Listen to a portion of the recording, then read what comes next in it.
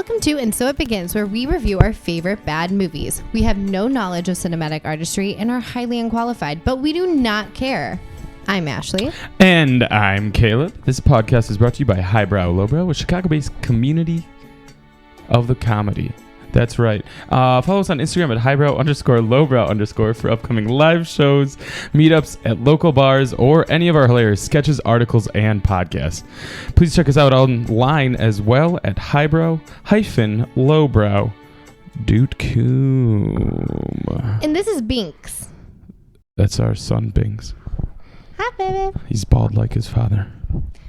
But he loves his mama. Yes, he does. So... let's get into it. You might be asking, what are you reviewing today? That's what I'm here for, not for this cat stuff. Yeah. And I'm here to tell you. Oh, are you? Okay, then what is it?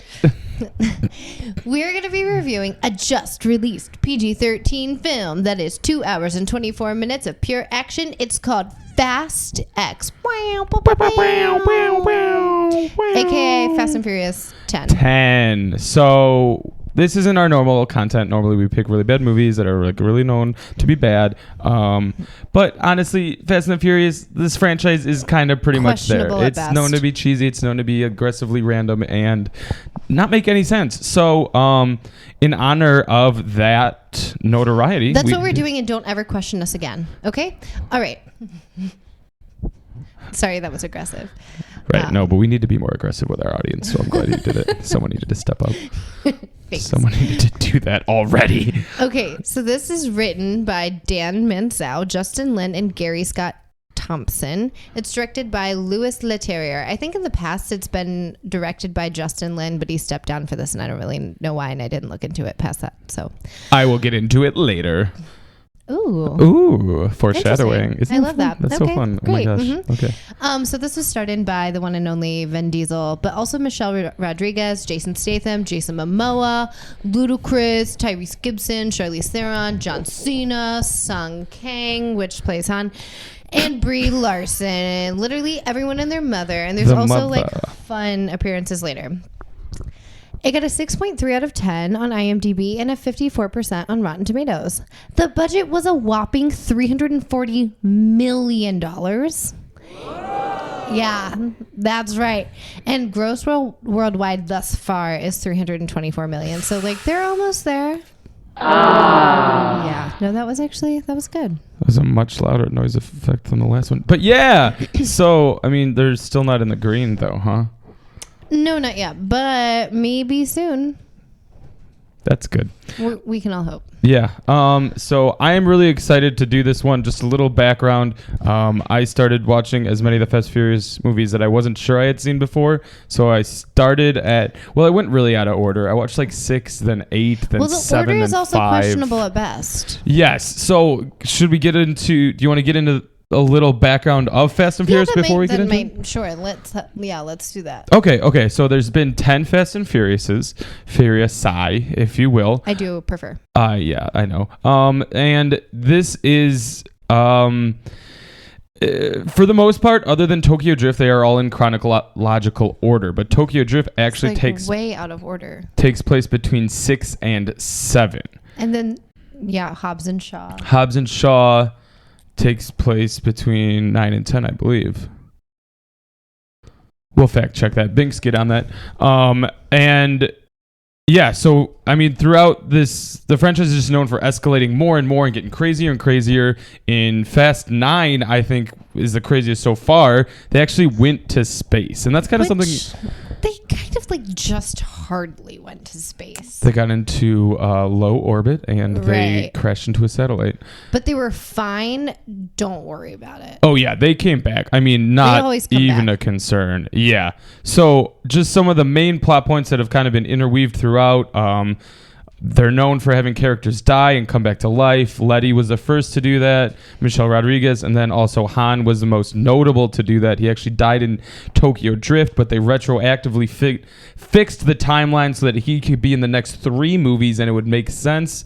It barely did. And then he was in the last one. Yeah. And this franchise as a whole, it's kind of noted that Fast 5 is when it kind of just accepted that it's crazy. It's crazy. The rules are just gone. The first one, they're just street racers, like stealing VCR DVD players. The second one is Brian O'Connor in Miami. Off, like, big heists. Street racing. Yeah. And then Tokyo Drift is just street racing. And then the fourth one, they do a heist. For the CIA. Yeah. And he's just in and out of working for the CIA. So, like, all the lines are crossed. You don't know who's good. You don't know who's bad. Pretty much every bad guy ends up joining the team. The Rock used to be one of the main villains, but now he's, like, one of their best friends other than outside of the film. And then same with Shaw, Jason Statham. And even in this one, Cypher, which we will get into. Is that good enough? Do we get an idea of what this franchise is? Yeah, honestly, I stopped listening. But yeah, I think so. Yeah, so I've just recently seen all of these just to lead up to this Fast 10. I don't know why I got so into it, but I try to help him and support him in this and watch them with him, but a lot of times I just fell asleep, I'm going to be honest. For sure. Yeah, it was a lot of me just watching alone and slapping Ashely, like, not you like... You missed that. Did you see that explosion? That was the craziest thing. And I was like, Yeah, but she didn't see it. So let's get into it. All right. Okay.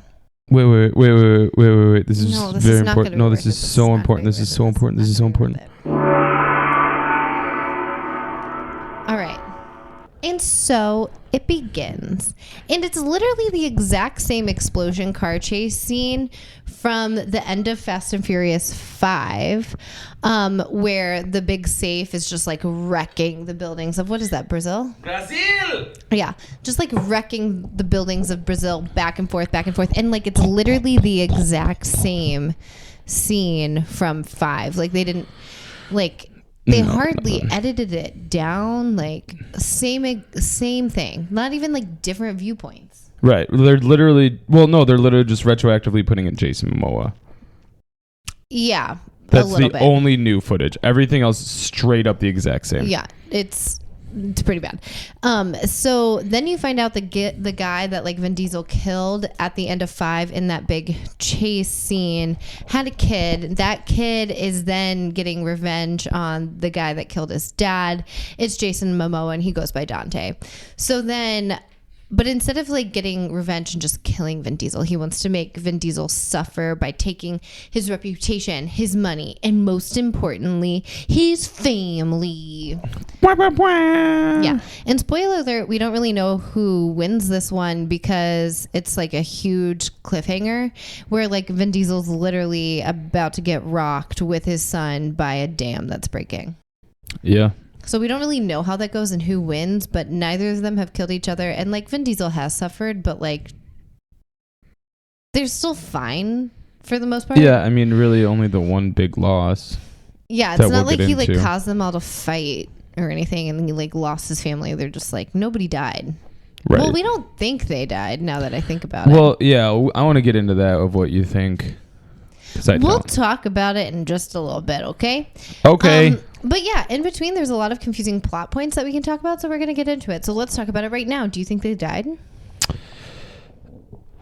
No. So, okay, at the very end, Dante and the villain, who is played by Thad Castle, if you know Blue Mountain State. I do know Blue Mountain State. What is that actor's name? It is... I don't know. He's a big Jack blonde guy who now plays... I think he plays like Jack Reacher too or something like that. His name is Alan Richson. Big old thick boy, because that's all they like in this series. Yeah, they're really big. Big old thick arms and big old thick skulls. He looks like John Cena's brother.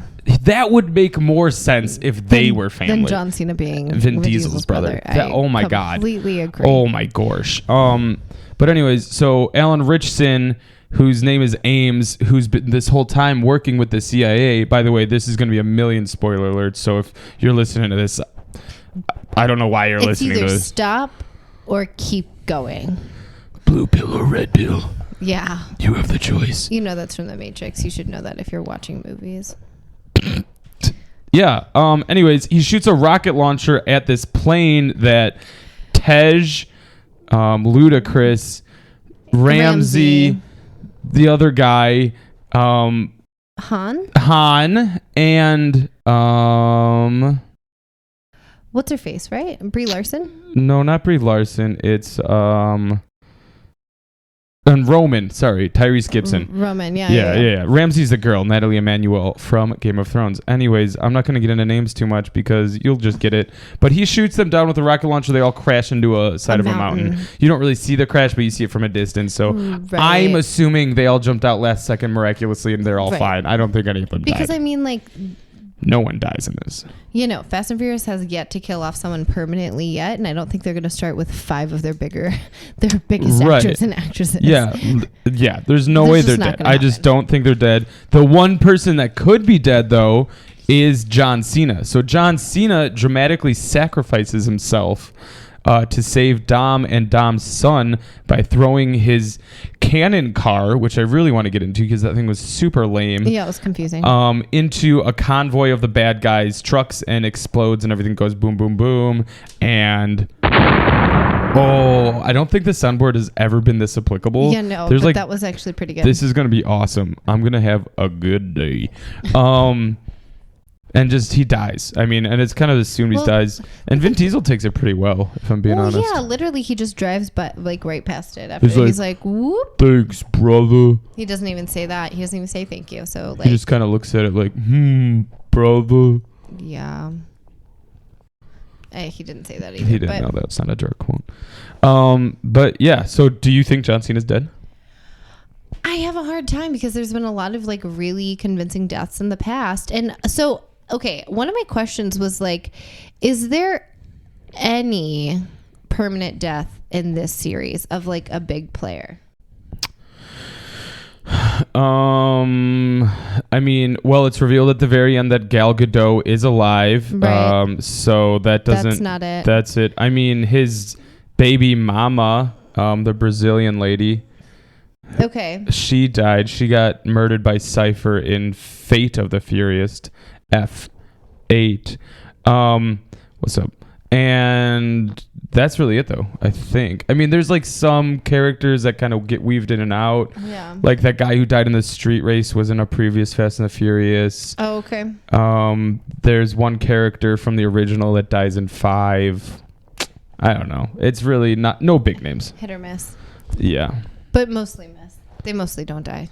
Right, yeah. When Gal Gadot comes up at the very end to save Charlize Theron and Letty, and who were in agency prison in Antarctica. Yeah, and then she just pops through the ice and in a submarine, which is a nod to Fast 6. I don't know. I think I'd say 7. I think Fast 7 when they fight a submarine. How did she get it, though? I don't know how she got... I don't know. I mean, I don't know. They're just floating... Or no, she died in 6. I know. So maybe not. Yeah, she wasn't even there for that fight. Oh, my God. A lot of this is reaching. But this is what I'm saying. These movies don't make any sense. Right. But she came back at the very, last scene of the... I literally just... And everybody in the theater was like, Gal Gadot, Gal Gadot. Yeah. Everyone was their super pumped. Minds. Yeah, pretty excited. I mean, it made me excited. And I don't, yeah.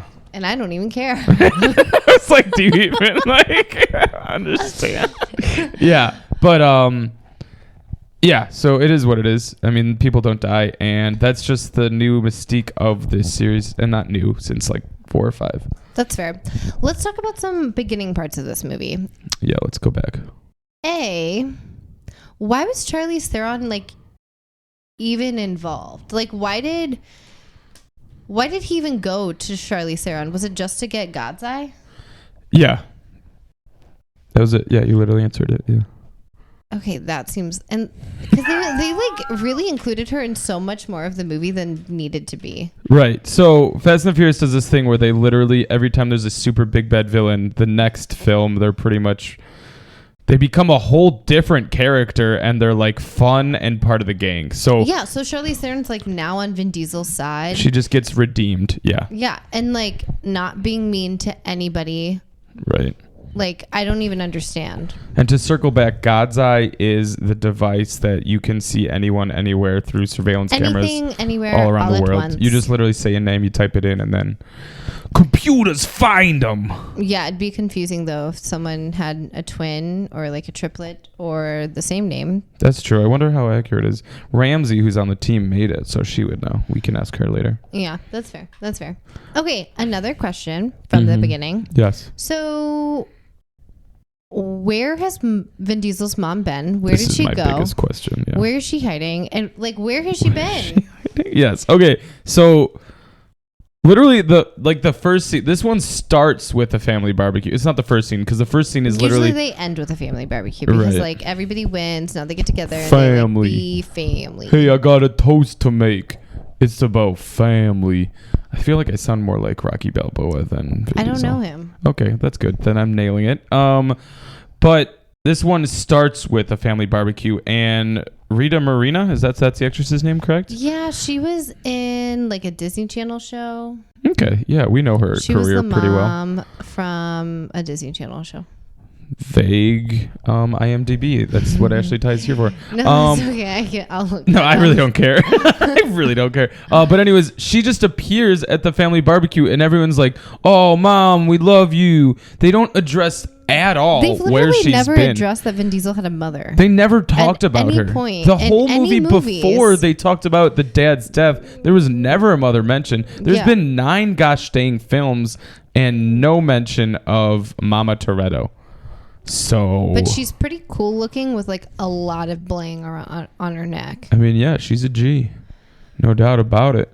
Absolute but then also G. later, after that scene, you never see her again. And I think you brought up a good point, like during the movie, of like, why isn't Jason Momoa? Why isn't Jason Momoa going after the mom? Yeah, no, he's literally trying to tear apart like all of Vin Diesel's family, but not going after his mom, which seems like an easy target, especially when he's going after Vin Diesel. She's old. Well, also when I was thinking about all this, like Vin Diesel has nobody to watch his kid really. Like, and he's just like running around, whatever, making it seem like he's got no one there to watch his kid. But like, where's your mom? What is she doing? She could probably watch your kid and probably be like safer than taking him into a cannon car. You know, like a little bit safer than that. Yeah.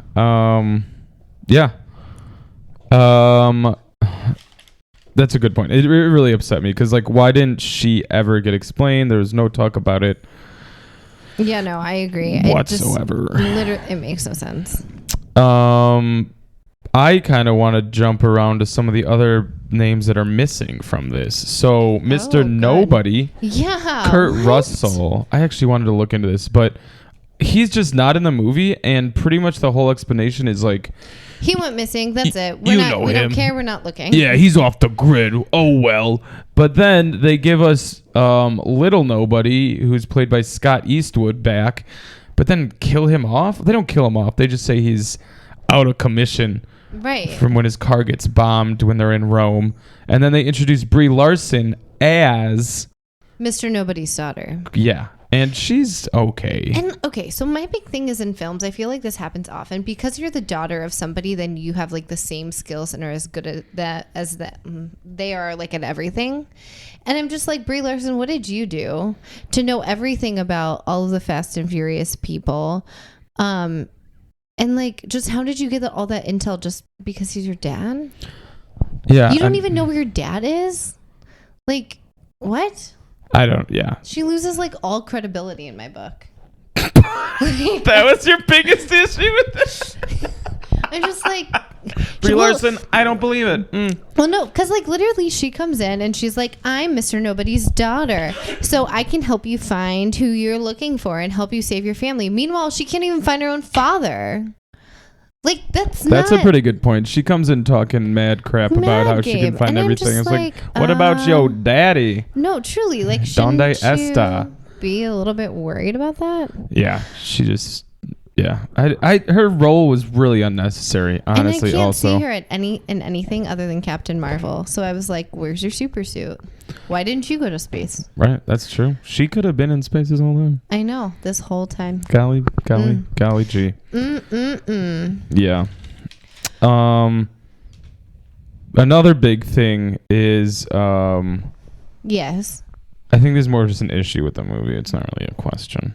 Okay, wait. I have one of those too. Let's exchange. Okay, you go first. Issues.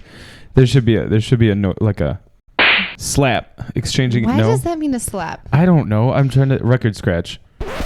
Yeah, I said it. So my issue is that like. Yeah, I said it.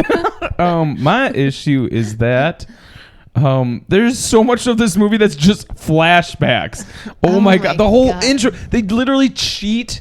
They cheated doing an intro card exciting sequence like chase action thing by just doing an old one. They literally just used one from 5 movies ago, and that was the whole intro, and that was their big thing. Right. And then like how many gosh dang times does the blonde Thad Castle, I'm just gonna call him Thad Castle, I don't know, Alan Richson or Richmondon, whatever, he just talks about their past to them. He's like, Vin, I know you did this. Oh, Letty, yeah, you were here on this day, but guess what? You don't have amnesia anymore. And like and Jason Momoa, get over it, bro. Okay, just because the Fast crew rocked Brazil with a save doesn't mean you're entitled to rock them back. It's just out of hand, and like so many flashbacks. Just it's like every time there was ever a photo in the scene, they would look at it and be like, Mirage, like, oh, I remember back in the day when this happened. I was there. Yeah, that's what Vin Diesel would say. And it's like, I think that's fine to do in a movie if it's like the last one of a major series, but this is there's gonna be a full part 2. They just it's man, you don't even need that. Right. Well, it's not the last movie. They've also done this more and more throughout the series. The franchise just, and I think it's because maybe it's so long that they think that people don't remember.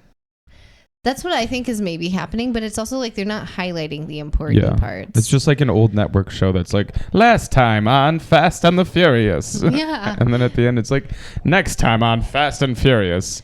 No, I agree. It's just out of hand.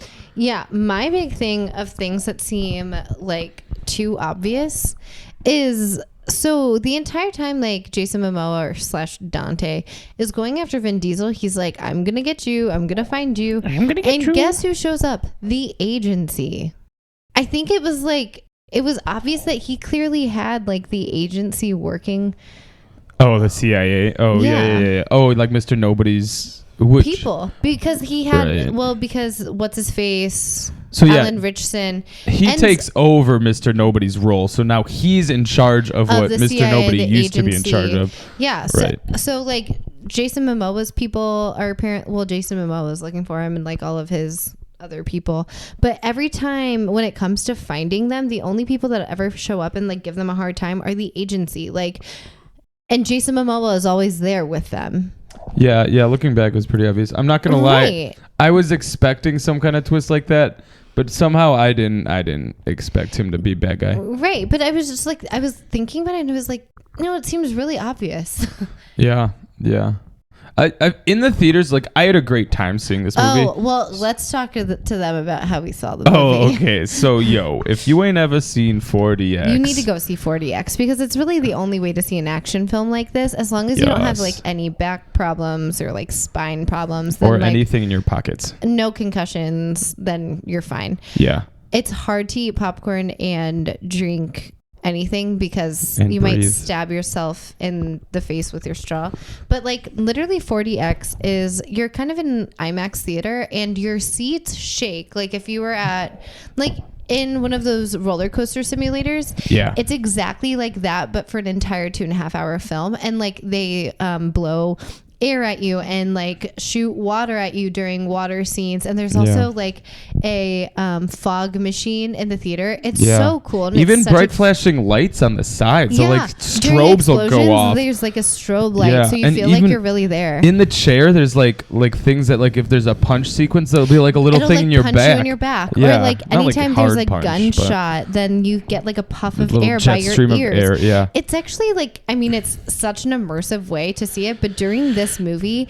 This movie was out of hand. Yeah, absolutely out of hand. I almost fell out of my seat a few times, and like I said, there was strapped like in. no like eating popcorn or anything. Like I had to like hold on because it just like almost launches you out the entire time. It's so much fun. It was super fun. Yeah, fun. I think so. We also saw 4DX for Black Panther. Yeah, and that was pretty crazy. But I think this was better. This was like twice the amount of just crazy roller coaster losing our minds. I didn't think it could be like that. And it was so funny because we were also seeing the people in front of us, and like there was a guy specifically that like you could see him just like bobbing up and down and like holding on for his dear life. It was really he fun, also seemed to be like jumping when it would happen, so he'd like jump out of this, he'd get like 6 inches of air. Yeah, it was really entertaining, but that's why we had fun. It wasn't because of the movie. Yeah, and you can see that at the Regal on Western in Bucktown, or is that Lincoln Square?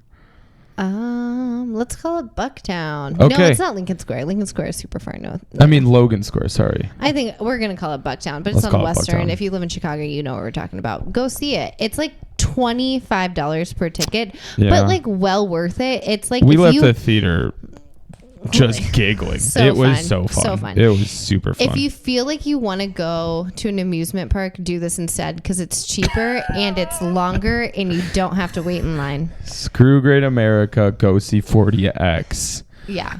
Okay, that was good. I did want to talk about 4DX. How did we get on that topic? I don't know. Did you say it was a good movie or something? I enjoyed it. Yeah. Oh yeah, that's but like the more I look back, wow, great job. I can't believe you got us back there. That's wow. Yeah. Didn't think we were ever gonna get back.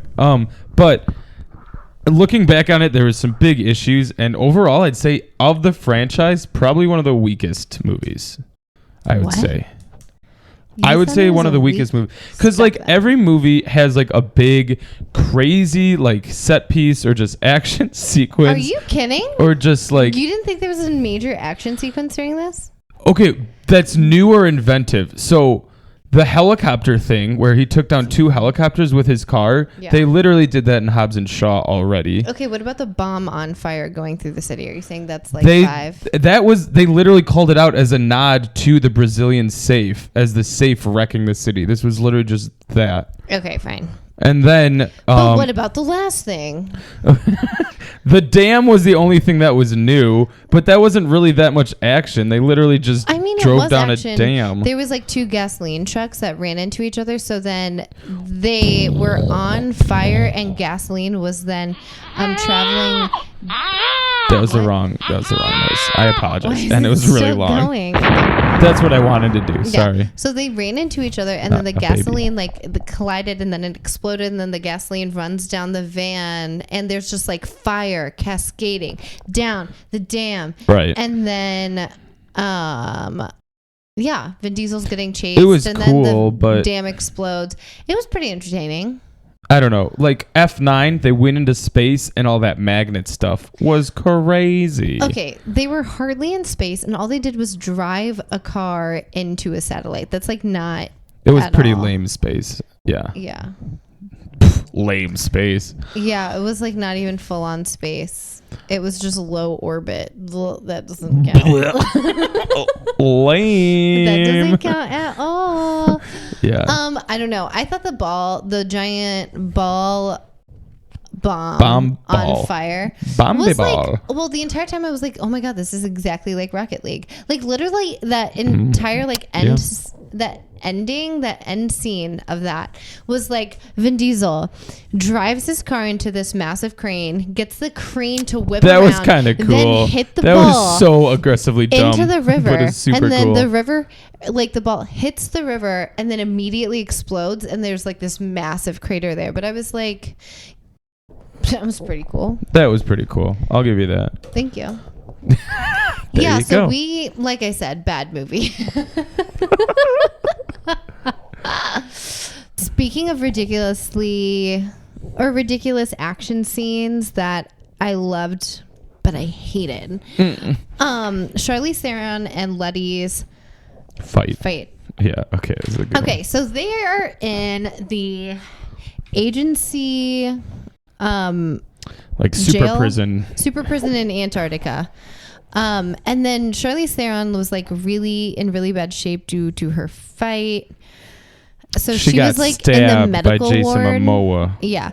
So, and then Letty's like in solitary confinement, but I think the entire jail is solitary confinement. But anyway, I don't know. So how she got out was ridiculous. So literally Brie Larson just comes in, stabs her. Then she gets sent to the medical ward. And then Charlize Theron breaks her out. I don't know how she figured out the buttons that she had to press. Magically. She's Cypher. She's just a genius hacker who knows everything. And if she sees a wire, it's hers. Okay, gotcha. Yep. So she figured that out. Then she gets them out. And then everybody else in the lab or wherever they're at is asleep. So then Charlize Theron's like, all right, we got 4 minutes to get out of here. And Letty's like, all right, that's enough time. And like huge fight. They're fighting, hitting each other, punching each other, like tackles her through a glass window. They go down an entire, like onto the first floor from the second floor. And then, okay, yeah, fine. And then, Charlize Theron gets her butt beat, and then Letty like crawls her way, almost like in Emperor's New Groove, where they go like back to back. Yeah. And they're like walking up, but she just did that by herself on like through this chimney. Then she goes all the way up the chimney, which like didn't like took her a long time. She seemed like really worn out. She gets up there, she's like, oh shit, I'm in Antarctica. It's cold. I can't just leave. So then she goes, she shimmies all the way down. And shimmy down. She gets down there and Charlize Theron is waiting there and she's like, yeah, it's cold, isn't it? And has like boots and coats. And then they like laughing about it. And I'm like, this was way longer than 4 freaking minutes. Yeah, there was no way there was 4 minutes. Also, once they were up there, weren't there a ton of passed out people around that just disappeared during this whole fight scene? No, they were up there. I saw them in the back because the entire time I was like, is none of this going to wake them up? Like, what did you give them? That's true.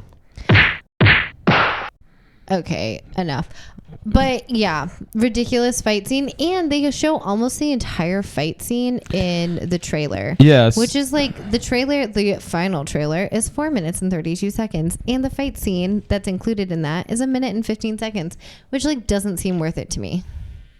No, it was ridiculous. And that was like, honestly, also there were more fight scenes, like fist fights, like punch. I don't know why I had to describe it that way. Punch. You know, the old punch. Yeah. Then street races. Like there were only... Oh, yeah. There was only like 1 or 2 street races, right. Maybe if that. And what I've noticed is that Dante's thing, he loves a good car bomb. And it just is really unfortunate that their big thing is... No, that they all drive cars, because literally all of the explosions that happen are just bombs that get attached to cars. Yeah. Okay. This leads me to my next thing with Dante. So yeah, he loves bombs. Big bomb guy. Love it. The dam. Did you see how many gosh dang bombs were on the dam? Yeah, it was like 1 million. And they're like all of them. Circle bombs, like 5 feet in diameter. Like these aren't little bombs. How did he get that many bombs on this dam? And no one who works at the dam, I don't know, it's a dam supervisor, dam guard, whatever, didn't say anything. Logistically, you are making a lot of sense, but That's true. Fast That's and not the Furious. issue Like here. you don't think. You can't think that far into it. You know. It was just insane. It was just like all of a sudden, and yeah, I don't know. Just all of a sudden, there's just a million things. I think it would have been reported to a supervisor, and somebody would have probably maybe an them. email was going out, and but it was at the end of the day, so no one got it till the next day. Yeah, so nobody did anything right. about it. Or maybe it was going, like into a holiday morning. weekend, so no one got it. So like someone's at home sitting like, oh shoot, there are some bombs on the dam. And by some, we mean at least 150. Right, yeah. I assume that many people work at I'm the not bombs. going to go to work that day. Yeah. Oh, yeah. I'm going to call in sick. Use up my sick days. Oh, man. Seems like something's going down. This guy named Dante, dressed imagine? really colorfully, is like running around planting bombs. I don't want to go to work. Can you imagine being the one person that shows up and they're like, hey, Larry, please remove the bombs from the dam. And he's like, oh, shucks. This isn't in my job description. He like gets blown up as it's like happening. No, he probably didn't. That wasn't a real scenario. But speaking of colorful outfits. Oh. Jason Momoa. Dude, thoughts on Jason Momoa? In general, I think he's a really good-looking man. Okay, I love him in Aquaman. That wasn't the question. Oh, sorry. In this movie? In this role. I think... Oh, so okay. sorry. Yeah, totally. No, I think he was having like... It seemed like he was having so much fun with this role. Like, he was like super eclectic. And like, not like your typical bad guy villain, especially for Fast and Furious. This was like nothing you'd seen before. He was like I don't want to say mad scientist, but he was like... Just insane. Super just eclectic. Off the rails. Yeah. Yeah. I thought it was really funny. You're using that word a lot. Eclectic. I used it twice. That's more than I've ever heard you use it. Okay. Well, I don't know how else to describe him. He was very quirky. No. He was so quirky. He was ornery. He was just a wild card. No, he kind of is a wild card. No, one of his outfits, I would call him a big purple genie. He did look like a big purple genie. Big purple genie. He was very just loud in everything he did, how he dressed, how he spoke. And like he almost like had a Pirates of the Caribbean Jack Sparrow vibe to him sometimes. Yeah. Yeah, I get that. But I liked it. I really liked it. It was really fun. And I think you could tell he was having a lot of fun. Yeah, so much fun. He actually made me laugh. I actually genuinely laughed at some of it. Like when he called Vin Diesel a butthole because Vin Diesel like stole something. He's like, you butthole. That was fantastic. Yeah, that was like really a laugh I've never had from Fast and Furious before. Yeah, I agree. New. He actually made it more of a comedy than others.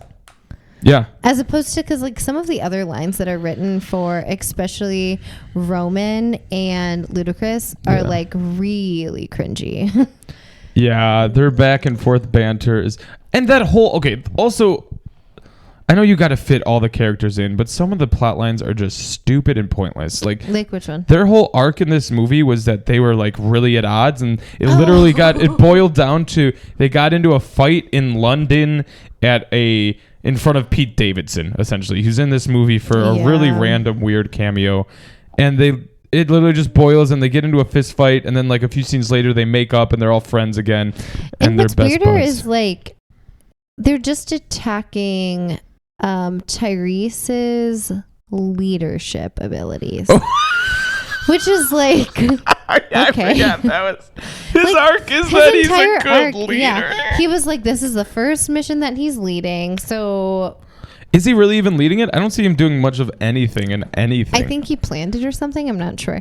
But it turns out that it was bad because he got into a trap. So the entire time he's like, I'm a bad leader because I got us into this trap. And they were like, yeah, you are a bad leader.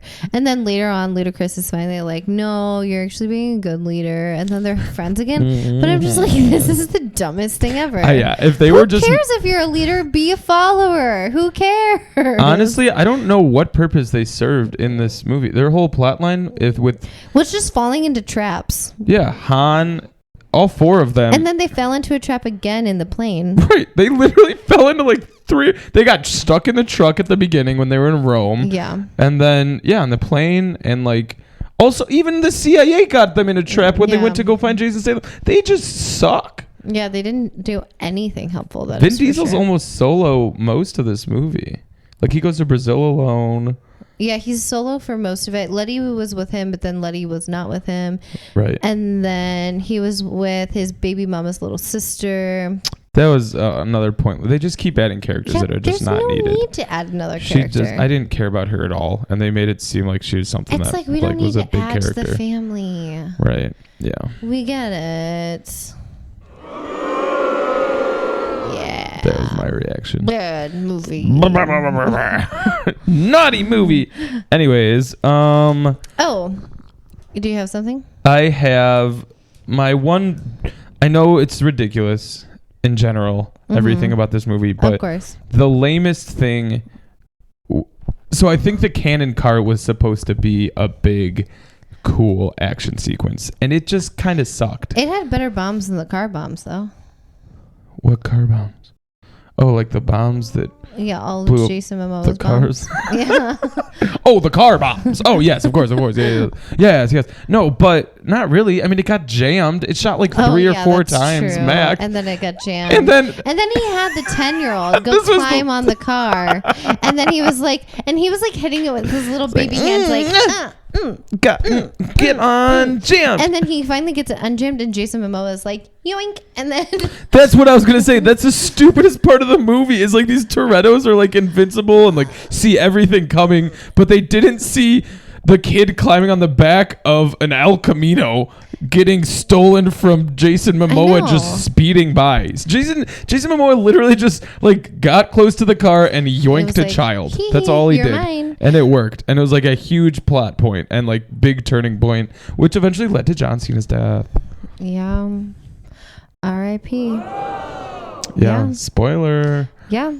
Yeah. My biggest thing was like some of the things that they did in this movie or they had Vin Diesel do specifically were like so much effort and they shot this big whole scene for almost like no improvement of the outcome. Like the scene where he is on the bridge specifically and there's like a car on its side and he like hot wires it and then like turns the car on and then like positions the wheels a certain way and then lifts it up right ways with one hand. He flipped a car with one hand to kill one guy. Ridiculous. When in his other hand he had a fully loaded gun, which I'm like, don't do any of the other stuff and just shoot that guy. Right. Yeah. It just seemed like really, really silly. And like that one's too loud. They did stuff like that all the time in this movie. Yeah, I just feel like most Vin Diesel scenes are just ways to make Vin Diesel look super badass. And handy. We get it. He worked on cars. Right. And you have 2 hands. We get it. Yeah, we know. You're really strong and can lift a car with one hand. Yeah, you don't even need the second hand. We get it. Ugh. Yeah. I want to get into some things here that I don't know how you're going to react to. Just about like fat. Okay. I don't. This is really tough for me to say right now. All right. Oh my God. Sure, I feel on the spot. No, but so this is just stuff from looking into some Fast and Furious articles in the last couple days since we've seen the movie. One. So Dwayne The Rock Johnson, famously had a huge falling out with Vin Diesel. They like had a little fight. They did? Off screen. Yeah, that's why he was. Did you not know any of this? No, I didn't know that. No, like out. Oh wait, and then Vin Diesel tried to get him back in the movie, didn't he? I don't think so. So that's why he wasn't in F9 at all. Oh. Or F8. Was he in 8? I don't know. It doesn't matter. But anyways, him and Vin Diesel had like a spat, and so The Rock left the franchise. And then it spun off into Hobbs and Shaw so that he got his own franchise. Oh. No, he was in F8 because that's where Hobbs and Shaw teamed up for the first time. Gotcha. I got it. I'm a historian. And so it was all the talk that he's never coming back to the franchise. The very last cutscene at the end, past all the credits, is Dwayne The Rock Johnson getting a call from Jason Momoa, and Jason Momoa saying, "I'ma hunt your butt down." Yeah, because so in 5, Vin Diesel is the one that like has like Jason Momoa's dad's car explode, but literally the guy that shot his dad and killed him is Dwayne The Rock Johnson. Yeah. So I don't know if that's gonna set up a second Hobbs and Shaw, which would make sense because also Jason Statham's part in this is you just see him for a bit and then he's off to save his mommy. Mommy needs me. Yeah. He literally packs a ton of bag of guns and then just leaves and you never see him again. So I feel like that's setting up a second Hobbs and Shaw. Yeah, maybe. Also, there's talks of a female-led spin-off with Mia Toretto, his sister, who's barely in the movies anymore, and and other ladies. Where did her 2 kids go? We just don't talk about her kids because Paul Walker passed away, so instead of so now Brian's just taking care of the kids. He's just ominously in the Fast and Furious world, but like he can't show his face. He's like a I was gonna say mime, but that's like not what mimes are about. They show their face. He's like a spirit, but then that's kind of Yeah, he's just not in the world anymore, and so it kind of just takes out all the kids. And Mia Toretto was even out of after, so he passed away during filming 7, and then Mia Toretto wasn't even in Fast 8 because I think they just like linked their characters together and like, Mia, there's no reason you'd be in this movie without your husband. I see, which but is now insane. Then Fast 9 with her brother She made technically very in it, then she brief. came back. Yeah, but even it was pretty brief, honestly. And this one was pretty brief too. Yeah. But anyways, so there's talk of that, and then there's even more talk. It recently came out that instead of a two-part finale, it's a trilogy. So there might be 2 more Fast and Furious. This is just it's insane. Out of hand. I think they just want to hit the number 13. Well, they would hit 12. No, because technically the Fast and Furious Hobbs and Shaw would be like 11. Sure. That's what I think they just want to Fast and Furious 13 of them. Okay. Yeah. No. Oh, that makes sense. Yeah, I 100% agree. Such a solid argument backing it up with fact. Yeah, I'm all in. That's it. We figured it out. Well, you wanted my honest answer, so don't ask next time. I didn't. Okay, whatever. When did it? Yeah. Okay. So that's that. One more inside thing that I saw was that Justin Lin quit halfway through because of this movie of 10 because of creative differences. Like he was directing it and like it just got to a point where they kept rewriting it, and he apparently just walked out on some meeting. There's a lot of speculation that Vin Diesel was involved in some of the changes, and like that it's like really hard to write for this franchise because Vin Diesel has final say and just always makes crazy requests. So, but I don't know if any of that's true. That's just speculation from random articles I've read online.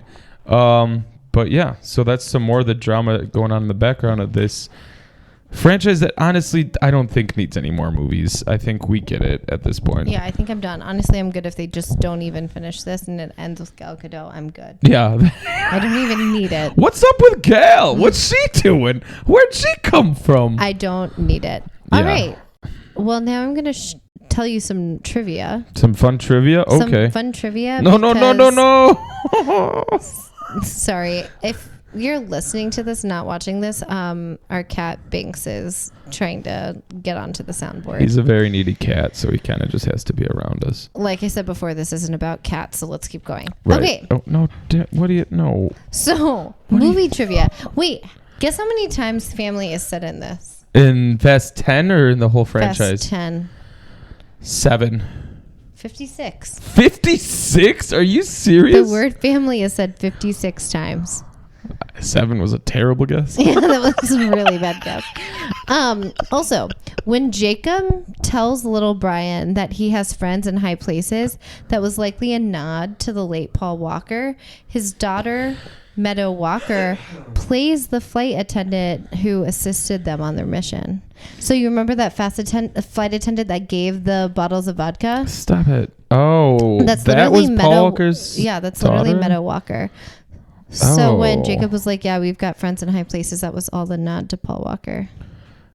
Did she look like him? I don't remember. Binks, no. Binks, oh, no. Goodness Also, gracious. that's a fun name. Like, you're walking in a Walker? meadow. I don't think she has his eyes at all. Okay.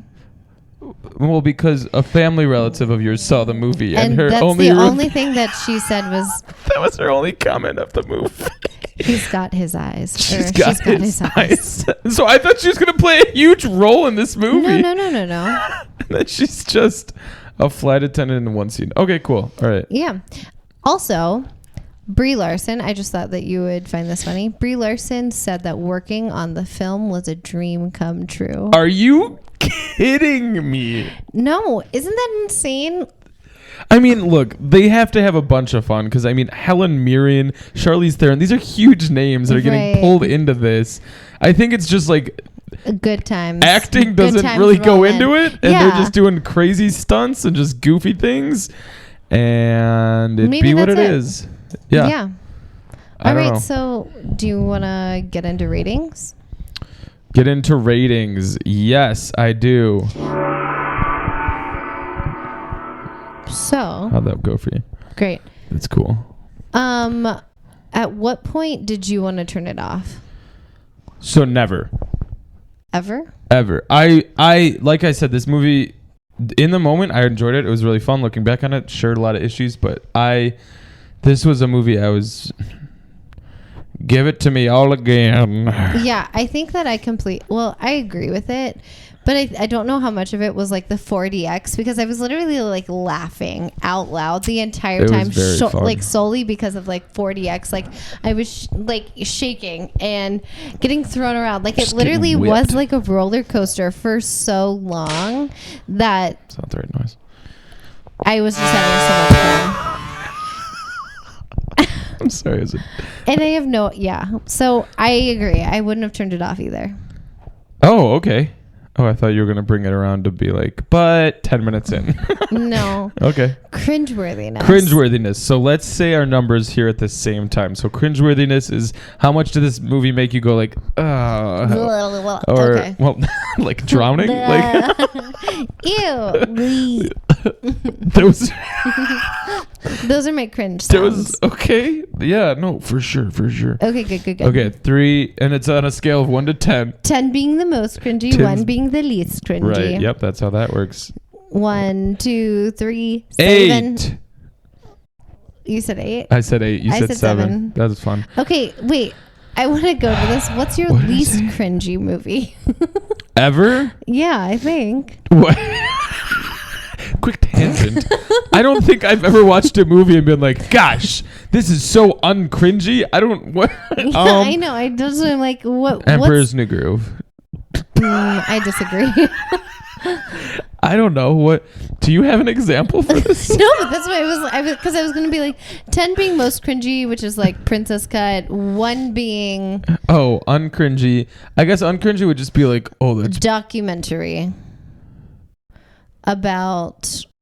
Like, March of the Penguins. Yeah. March of the Penguins would be uncringy. It'd be kind of sad.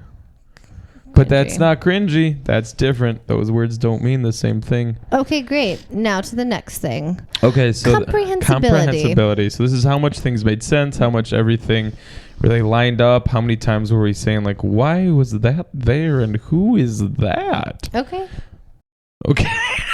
We get it. Okay. All right, you count us down. Okay. 3, 2, 1, 5. 6.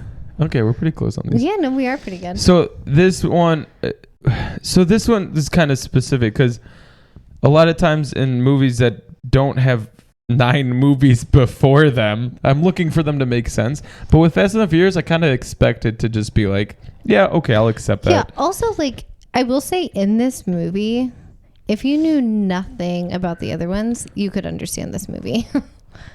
Yeah.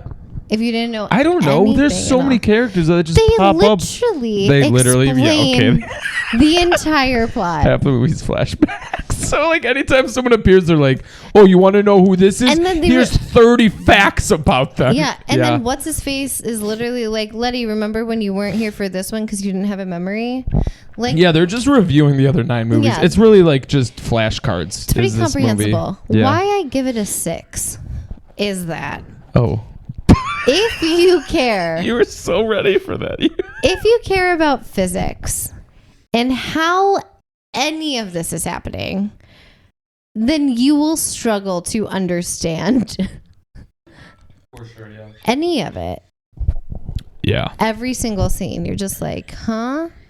Vin Diesel's kid just launches himself out of a car. Yeah, there's perfectly into the window of the other one. Right. Well, because he gave him that lesson at the beginning of the movie, so it was a callback. Feel the car. And let it fly. No, it's like know yourself. Like, and let it fly. Let it fly. Your Vin Diesel is terrible. It's just Rocky Balboa. But it's like, what? And how is he gonna feel the car? He's 10. I mean, kids have feelings. Yeah, he has no idea how a car should feel. Well, at the beginning, they set it up when he was driving. It was doing crazy circle donuts in a crazy circle parking lot. He's also just sitting in the passenger seat. Like, I don't know. No, he was driving there at the beginning. No, I'm saying when he launched himself in the car. He's in the passenger seat. Nobody felt the car. Didn't you see that? He closed his eyes and then he opened them and he was like, I have felt the car. car. And then he launched himself out of the car. And then he's like, jump out of car now. Absolutely crazy. Yeah. Okay. That's cool. And so do you want to sum it up in a sentence? Yeah, I kind of do. Do you want to go first? Or you want me to? Mine's like not really good. Is yours good? Mine is not good at all, but Mine's it's making fun of this. Either. Okay, so here we go. Sum it up in a sentence. I'm really committed to the gong. So I'm going to go first because mine's bad. So Vin Diesel killed a guy. So that guy's son is getting revenge with lots of bombs and car racing. Not my best. I like that you have not my best in the sentence. Sorry. But that's literally... I didn't know what else to say. That sums up the whole movie franchise up until this point. Yeah, I just didn't know what else to say. Vin Diesel killed a guy. His son's getting revenge. Lots of bombs and car racing. Yeah, I mean, that's... Usually I like to be quirky, but I just couldn't with this one. You just went right to the facts. Probably the shortest sentence we've ever said collectively. All right. What's yours? Dom and his loose acquaintances, or as he calls them, family. I put it in parentheses like I was whispering. It was funny. Okay, great. Get stuck in the past and recycle every possible plot point and action point from previous Fast and the Furious movies. No, that's a really good point. Yeah. It's like recycling action. I mean, they did. They recycled some scenes. Yeah, right. Literally, the whole intro is from another movie. Yeah, it's so crazy. No, I just had like a really weird thought. You know how like in other films and franchises with like a main character and multiple other characters, which is I think like anything. Sometimes they're like, oh well, this person's actually just crazy and has multiple personalities. You know, like when people always have that like that explanation. Yeah. What if that was happening? Vin Diesel's just been dreaming all of this. Yeah. And that's why none of it's real and none of it makes sense and cars are just flying through the air. Sure, yeah. That's what I'm going with. And now I'm more invested. And also the number 13. I hate you. Oh my God, you're a genius. We're done here. Okay, any closing thoughts, dearest? Nope. Okay, one thing I do want to plug on the website, Highbrow Lowbrow, highbrow-lowbrow.com. We have a Fast and Furious drinking game article that I wrote just after watching all these. I had to do something with this knowledge. So if you want to check that out, any of the movie franchises, any of the movies in the franchise, it works particularly well with 5 through 9 because that's when no laws are applied. But that'll be all for us today.